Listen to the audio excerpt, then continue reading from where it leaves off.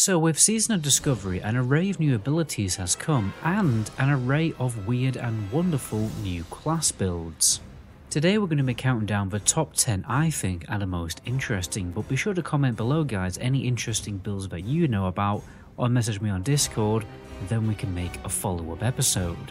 Firstly, we have the Imp Cannon build, a build with a simple purpose: turn the Imp into a machine gun. This build exploits the improved Firebolt talent, improved Imp, and Lake of Fire rune. Improved Imp provides a 30% damage increase, while improved Firebolt takes the cast time down to 1 second. And this can actually be sped up even more with a little macro. Lake of Fire leaves a 40% fire damage increasing debuff on the target, and you only need to cast it for a split second, meaning the Imp's damage is effectively increased by 70%. Warlock's min-maxing will also use a minor recombulator on the Imp to give him mana.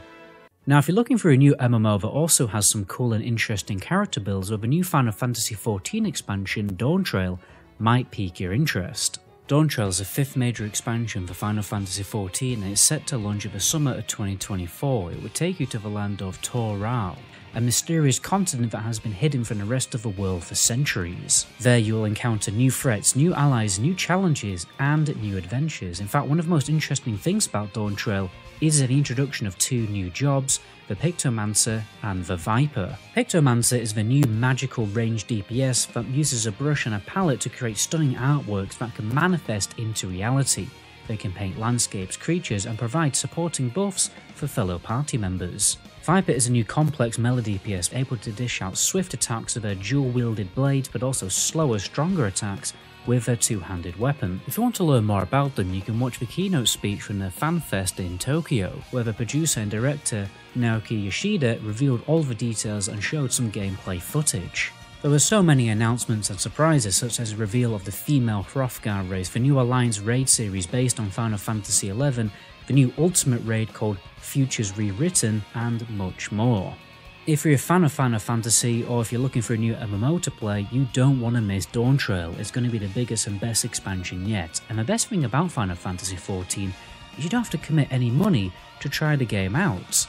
There's a great free trial that you can find in the description of this video with loads of great content from the first 2 expansions with no restrictions on game time. Now we have probably one of the most stupid builds, the one button warrior build that quite literally rewards you for being more stupid. This is for warrior tanks, and weirdly playing more stupid actually provides more DPS. What the warrior does is they wait until they have 80 rage to obviously get the consumed rage buff, providing a physical damage increase of 20% on melee attacks.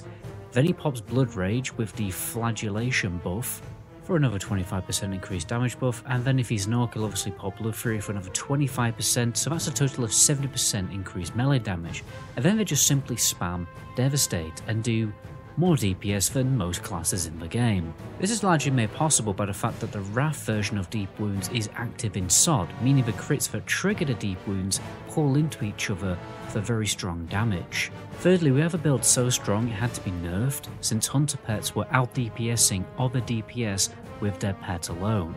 We're obviously talking about the Scorpid build here. Scorpid Sting is supposed to do 10 damage over 10 seconds, stacking 5 times for 50 damage. That's how it originally worked anyway.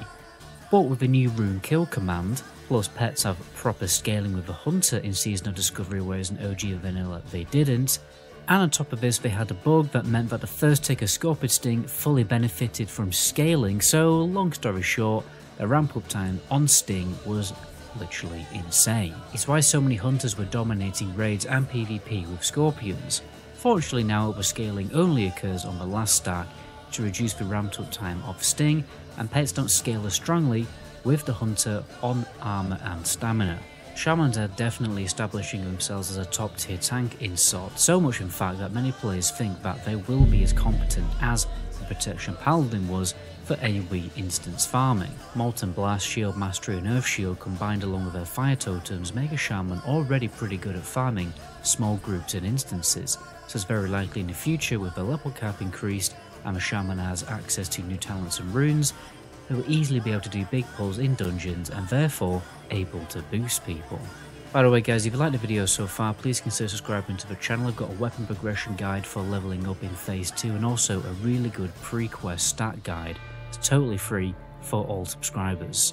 With the addition of a Divine Storm and Crusader Strike rune for the Paladin, has created a unique interaction with the Seal of Justice ability. You see, Seal of Justice in OG Vanilla had a chance to stun the target on melee attacks. Originally the Paladin didn't actually have any melee special abilities to increase the chance of the seal proccing, but now they do, because this will proc on Divine Storm and Crusader Strike, making stuns very frequent and a really good strategy for PvP. Peaceblade was one who drew this to my attention, by the way. You should check him out on Twitch. Now for one of the most irritating builds that you're probably going to come across in PvP, the Sunfire Cat.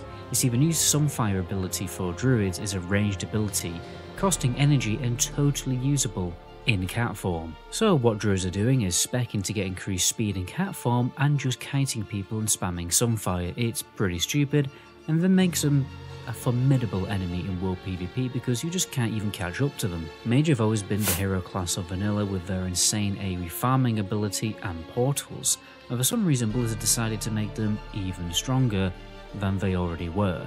So now mages have a healing ability called Regeneration. It's a 30-second hot that they can put on themselves, and it means they heal for 80% of the arcane damage they deal. Now it's reduced by 50% on themselves and 80% on Arcane Explosion, but that doesn't matter, because if they stack enough mobs together they are doing insane damage and therefore insane healing. Plus the rune, Living Flame, counts as arcane damage and it lasts on the ground for ages, so it's a great combo. Mage no longer have to kite as much to do AoE farming, it's basically become even easier for them. Now if you've ever once entered Warsong Gulch, you'll probably at some point come across a priest and quickly realise they just don't die. And the reason for this is, 1. The priests at this level are already pretty OP because unlike other healers they don't rely too heavily on hard casted heals due to shield and renew. Plus now even at this very low level they have Prayer of Mending and Penance, which for some reason just heal a truckload, not to mention how counter classes like the Warrior don't get Havoc Kick or Mortal Strike to take down the priest. One alternative off-meta build for Rogue is to play with daggers instead of any other one-handed weapon.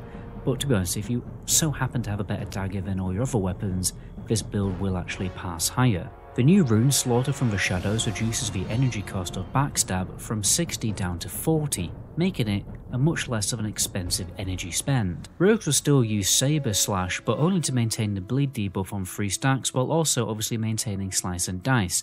It's definitely a much more interesting than the original classic WoW Backstab Rogue. Trust me, I am talking from experience. Lastly, we have another Druid build. Honestly, Druid builds are so diverse they could even get their own video. One of the interesting ways of playing a Druid is becoming a hybrid DPS healer. With the rune Fury of Stormrage, Wrath has become a totally mana-free spell, which means you can just spam it while also fully benefiting from the 5-second mana regen rule. Plus it has a chance to cause your next healing touch to be an instant cast. The DPS isn't comparable to a typical DPS, but this is the main strategy for people tryharding passes and speedrunning, because having that little extra damage is better than nothing. It's also great to see that Blizzard are going all in with these true hybrid builds, since this is usually only a characteristic from other MMOs. And there we have it guys, those are the top 10 most interesting weird builds that I've found so far in Season of Discovery. Before you head off, please do me an absolute solid and check out the new video on my second channel where I attempt to complete Oblivion as the adoring fan. I spent over 100 hours making it, so I would really appreciate it. But anyway, my name is Mega Goblin, until my next video, ciao.